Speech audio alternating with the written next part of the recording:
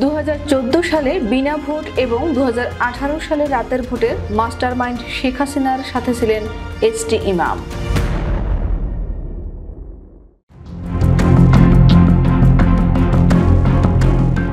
বাপ ছিলেন স্বৈরাচার শেখ হাসিনার প্রধান সহকারী। 2014 সালে বিনা ভোট এবং 2018 সালে রাতের ভোটের মাস্টারমাইন্ড। বাপের বদৌলতে কোনোদিন রাজনীতি না করেও 2014 সালে বিতর্কিত নির্বাচনে সিরাজগঞ্জ 4 আসনের সংসদ সদস্য হন ছেলে।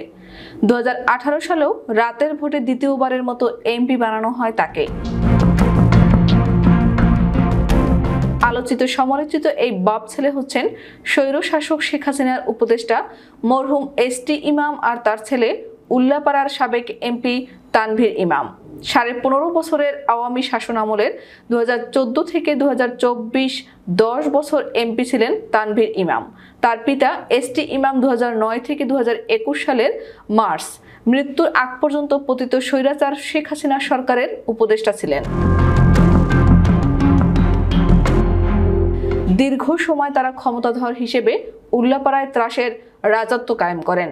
বাপ ছেলের অবৈধ হুকুম তামিলে ব্যস্ত থাকত স্থানীয় প্রশাসন।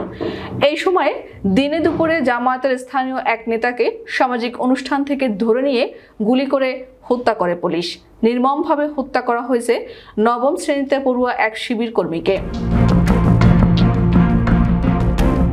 সরকার বিরোধী আন্দোলন দমাতে ডজন ডজন মামলা হয়েছে স্থানীয় বিএনপি জামায়াতের নেতাকর্মীদের বিরুদ্ধে। মিথ্যা মামলায় জেল খেটেছেন বিএনপি জামায়াতের শত শত নেতাকর্মী। নিজ বাসাবাড়িতে ঘুমাতে পারেননি তারা। এমনকি নামাজের সময় মসজিদে রেড দিত পুলিশ। শুধু বিএনপি জামায়াত শিবির নয়, স্থানীয় সাধারণ মানুষও কাহিল ছিলেন বাপ ছেলের অত্যাচারী শাসনে। চাঁদাবাজি, দুর্নীতি, অনিয়ম, টেন্ডারবাজি, মাস্তানিতে পুরো উপজেলা মগের মূল্যকে পরিণত করা হয়। দলীয় নেতাকর্মীরাও হয়ে উঠেছিলেন বেপরোয়া। মতের বাইরে গেলে বিএনপি জামাত তকমা লাগিয়ে স্থানীয় প্রশাসনকে দিয়ে ধরিয়ে দেয়া হতো। ছেলেকে না পেলে বাবাকে, বাবাকে না পেলে ছেলেকে আটক করে নিয়ে যেত পুলিশ।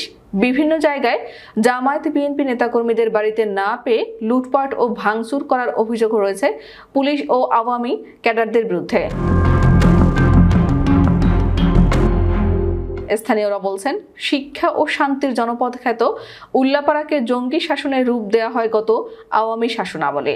গত 5 আগস্ট ছাত্র জনতার রক্তস্নাত আন্দোলনের দীর্ঘ স্বৈর শাসনের অবসান হয়েছে, কিন্তু বিএনপি জামায়াত নেতাকর্মীরা নয়, দীর্ঘশ্বাস ফেলেছেন উল্লাপাড়ার সাধারণ মানুষও। উল্লাপাড়ার রাজনীতিতে জনবিচ্ছিন্ন হলেও 2009 সালে শেখ হাসিনার সরকারে জনপ্রশাসন বিষয়ক উপদেষ্টা করা হয় সাবেক মন্ত্রিপরিষদ সচিব এসটি ইমামকে। ক্ষমতায় আসার পরই স্থানীয় প্রশাসন সাজান নিজের মতো করে।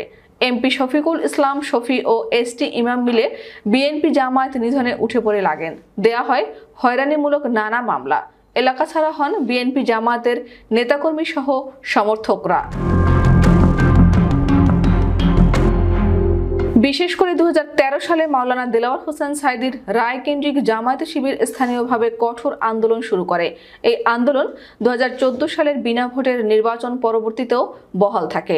2013 সালের 28 ফেব্রুয়ারি আল্লামা দেলাওয়ার হোসেন সাঈদীর বিরুদ্ধে ট্রাইব্যুনালের রায়ের প্রতিবাদে জামায়াতের ডাকা হরতাল পালনকালে উল্লাপাড়া উপজেলার পূর্ব দেলুয়া বাস স্ট্যান্ডে জামায়াত শিবিরের নেতাকর্মীদের উপর পুলিশ অতর্কিতভাবে গুলি চালায়।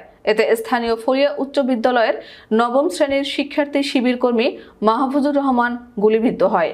গুলিবিদ্ধ অবস্থায় পুলিশ তাকে আটক করে থানায় নিয়ে যায়। থানার ভেতর ফের নির্যাতন চালায়। অতিরিক্ত রক্তক্ষরণের কারণে তার মৃত্যু হয়।